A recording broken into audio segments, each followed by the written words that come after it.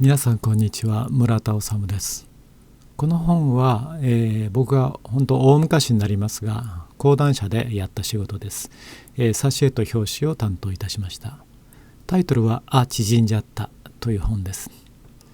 絶版になってますけどね、Amazon の方で中古本で何冊か出ていると思います。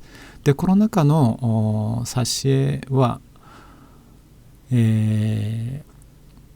かなり枚数ありますけど、今日はこの木地のところに描いた家ですね。こんな感じのかわいい小さな家を水彩画で描いてみたいと思います。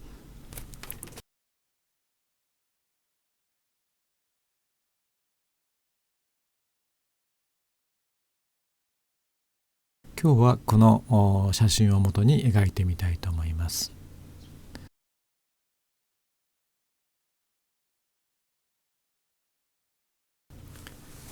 場所は以前絵に描きました神戸のオランダ館の入り口の横にあります、小さな家ですね。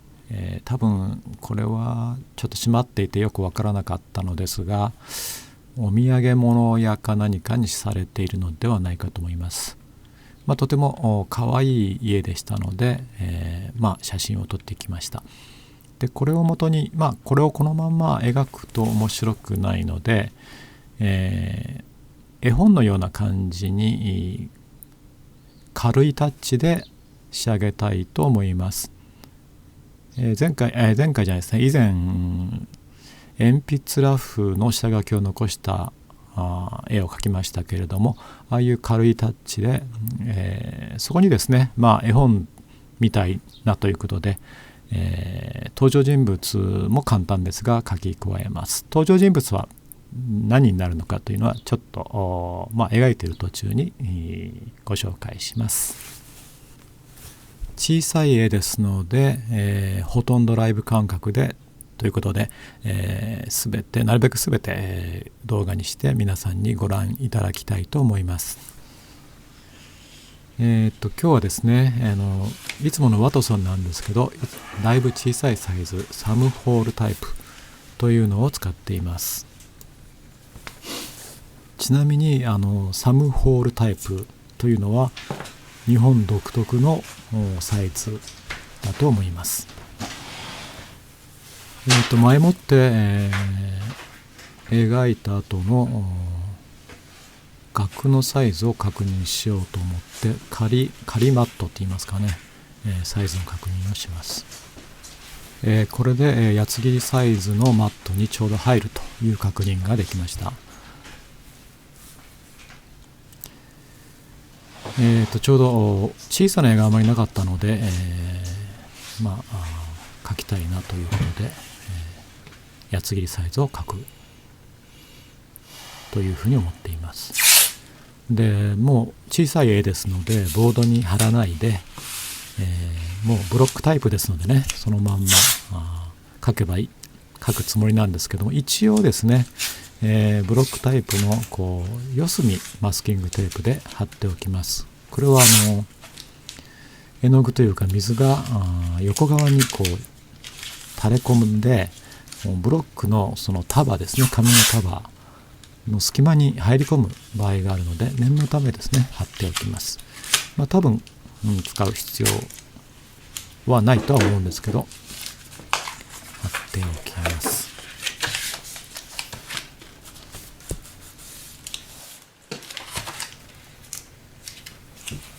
はい、これでだいたい出来上がりですね。横から水が入らないようにマスキングテープを貼っておきます。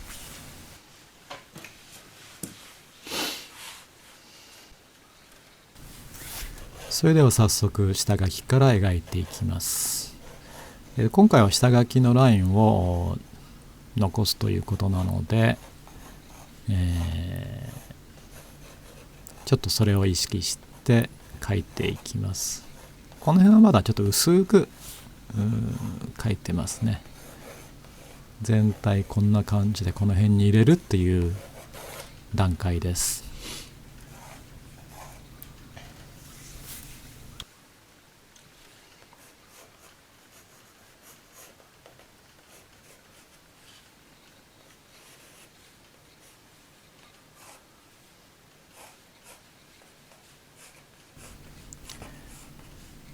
ちょっと濃く描いています。この濃い線は残したい、色塗った後でも残していくという線です。キャラクターですね、主人公、これ実は猫なんですけど、うちに同居している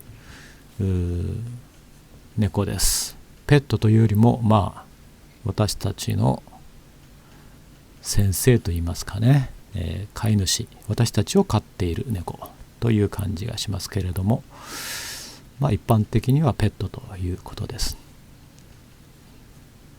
その先生のですね、ラフスケッチを前もって書いていましたので、ちょうど振り返ったシーン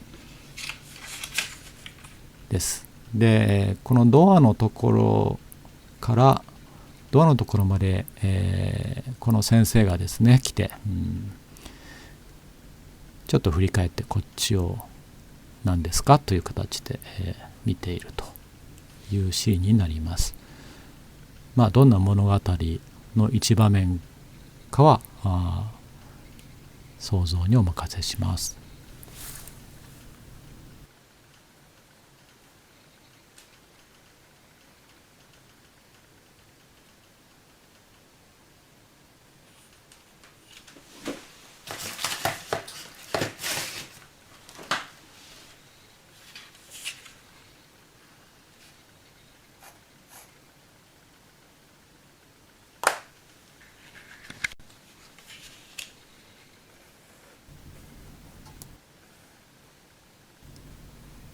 手前の小さな三輪車のような自転車のようなものがありますので、僕の心の中としてはその自転車に乗って、主人公がこの家にやってきたのか帰ってきたのかという感じです。この瓦のところですね、瓦細かくいっぱいありますが、何本かのラインだけで表現しようと思っています。それから窓も細かくいっぱいありますが、この辺ももう今回は簡単に描こうと思っています。影のところですね、上のところだけちょっと鉛筆の線で前もって書き込んでいます。で、逆に下の方はあまり書き込みません。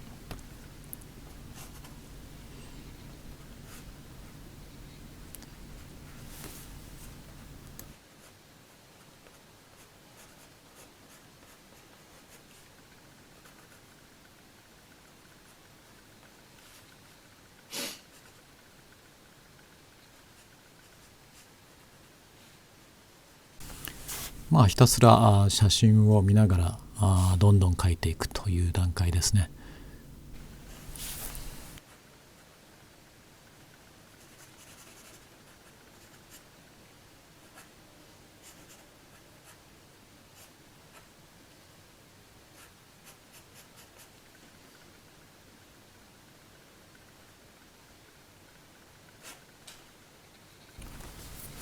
ドアは半分というか少しだけ開いている状態にしたかったので、それはちょっと想像で、描きました。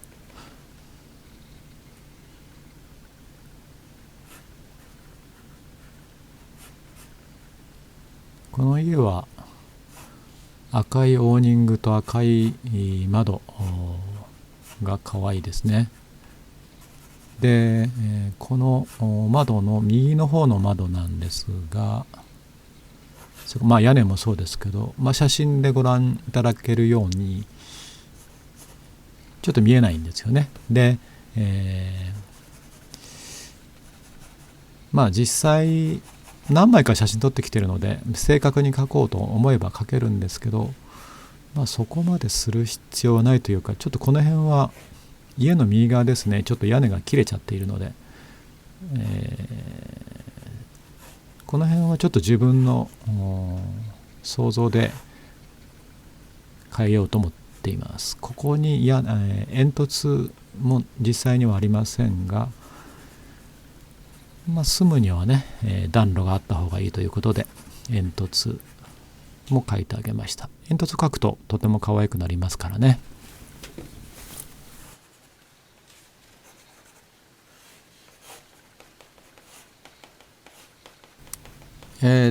手前のところは全部石畳のような感じなので、そこも全部石畳を一枚一枚描くということはもちろんしないで、点々点という感じで描きます。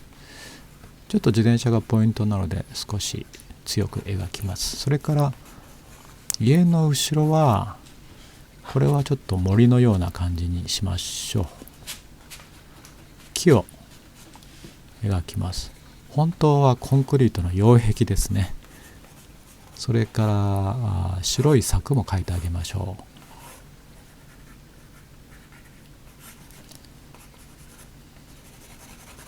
影のとこだけちょっとラインを描いています。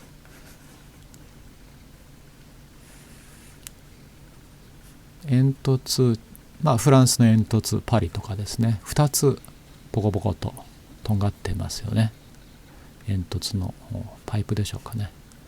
それからこれストリートランプかなと思ってよく見たらストリートランプじゃなくて、街灯じゃなくて家についているランプでしたので、ちょっと下の方を消します。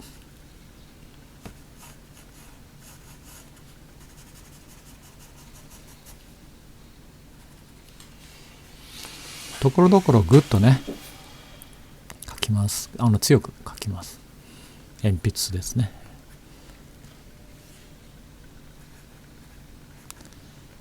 家の下のところも石張りのようになっています。柵をもう一度強く鉛筆で描きます。ここに花ですね。花が植えてある壺のようなもの。もうちょっと石畳を描きましょう。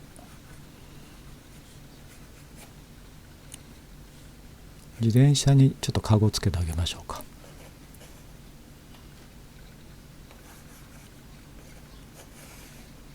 ここにストリートランプありますね。街灯がありますので、ここはしっかり書いておきましょう。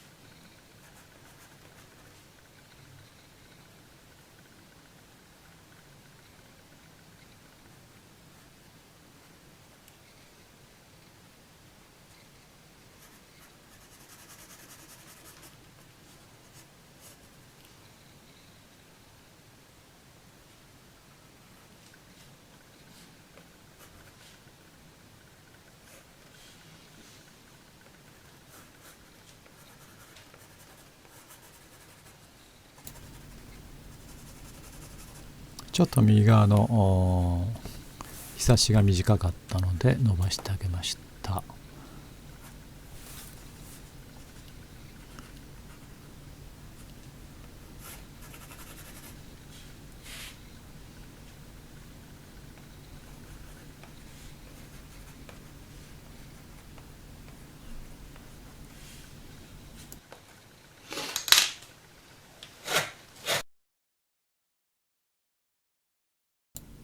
はい、一応ですね、これで、下書きが終了ということで、パレットをティッシュペーパーできれいにして色を塗り始めます。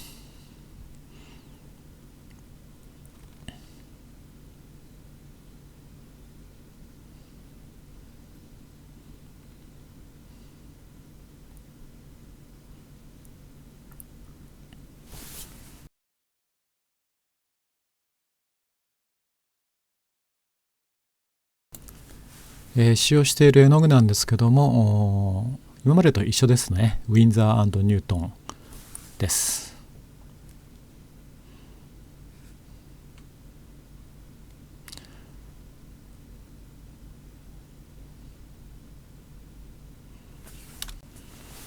右上から順番にウルトラマリン、フレンチウルトラマリンですね。それからコバルトブルー、セルリアンブルー、サップグリーン、オリーブグリーン、ウィンザーイエロー、ウィンザーオレンジ、ローシエナ、バーントシエナ、パーマネントローズ、ウィンザーレッドですね。ちょっと下の方は今回使いませんでした。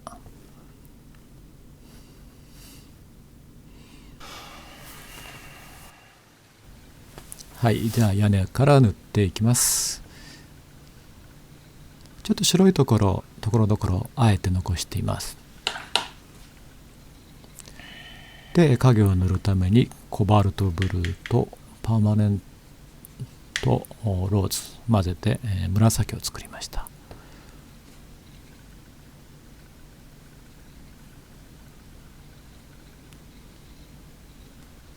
大きな影を捉えて、そこを塗っています。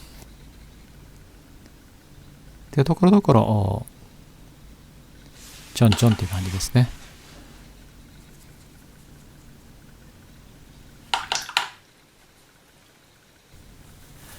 屋根が一色なので少し表情を加えたいと思い、ウェットインウェットで、紫を加えました。コバルトブルーとウィンザーイエロー、それからウルトラマリンを混ぜて緑を作ります。もうちょっと緑色にしたかったのでオリーブグリーンも混ぜました。背景の木のところ、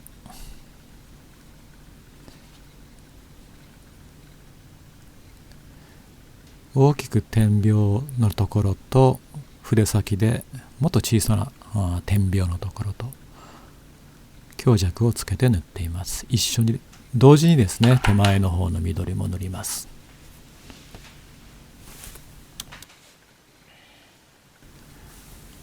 窓のところの赤鮮やかなのでウィンザーレッド純色で塗ってみましょう。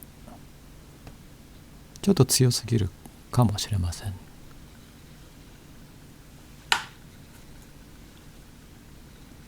少しオレンジ入れてみましょう。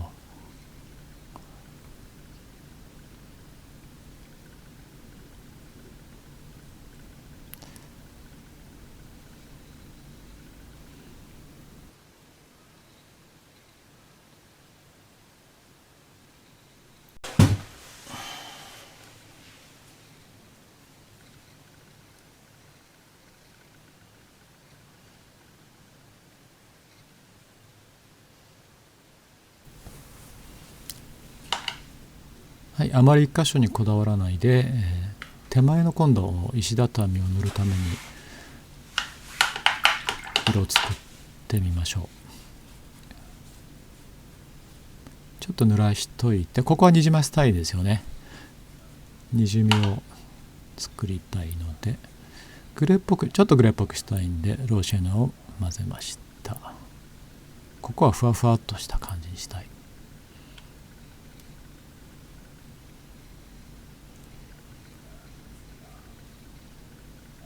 同じ色で、煙突、それから玄関のところ、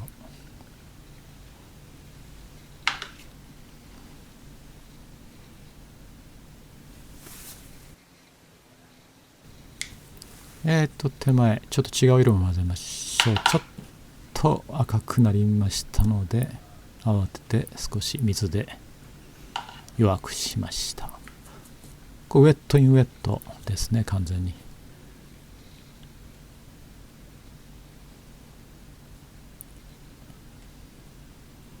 ちょっと暗い色を作りたいです。バーントシェーナーとローシェーナーをたくさんブルーに混ぜています。街灯を塗ります。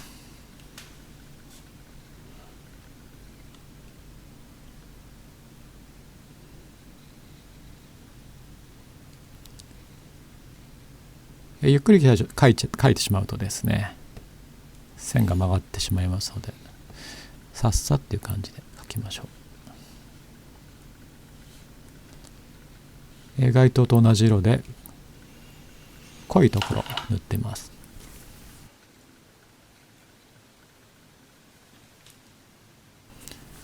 はい、猫先生のですね、服を塗ります。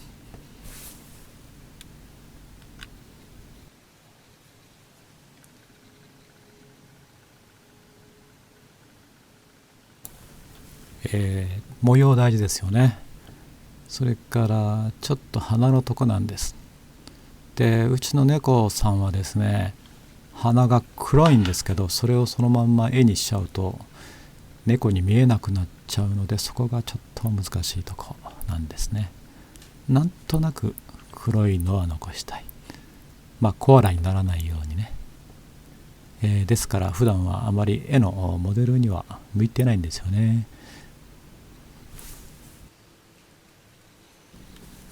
暗いところの色を作るためにウルトラマリンとバーントシエナ混ぜて、窓のですね、暗いところ塗っていきます。筆の先を使って、ちょんちょんちょんという感じで塗っています。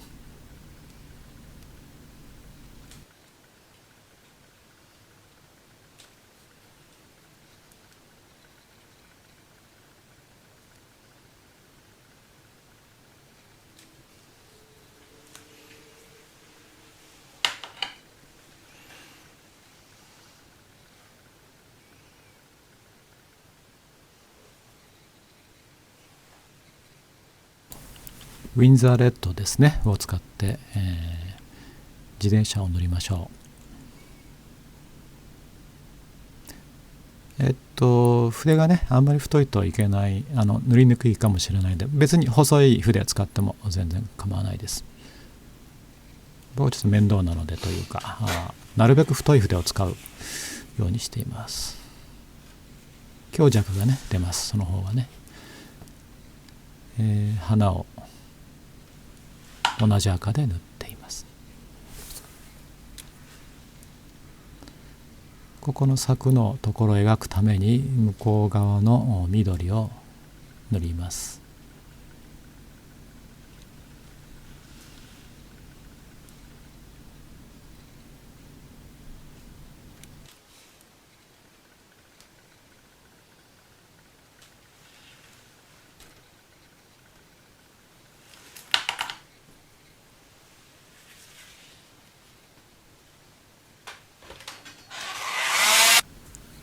はい、この辺で、1回乾かしました。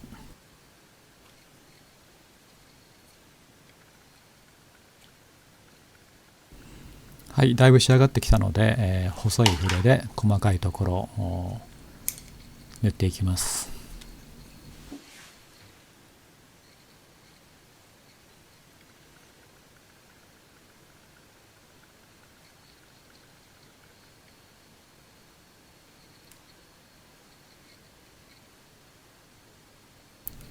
この段階では資料を見ることというよりも全体の自分の絵を見て、感覚的にここに少し線を入れようとか色を入れようとか、そちらの方を第一にした方がいいと思います。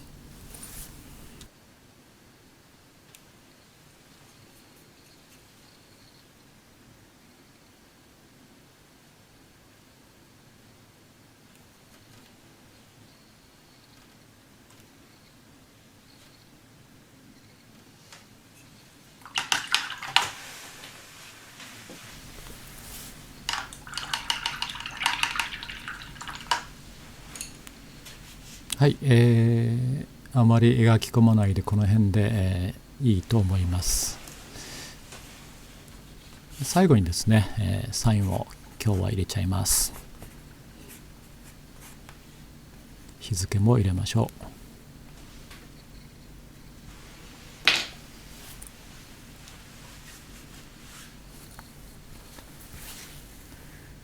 う。一応これで完成になります。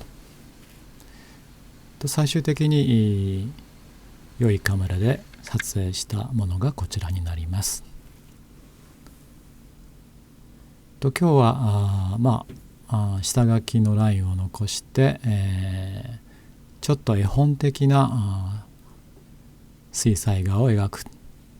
でキャラクターも自分が好きなキャラクターを絵の中に取り入れるということで水彩画を楽しく描いてみました。はい、それではここまでご覧くださり皆さんありがとうございました。皆さんもぜひ水彩画で人生を楽しくしてください。それではまたお会いしましょう。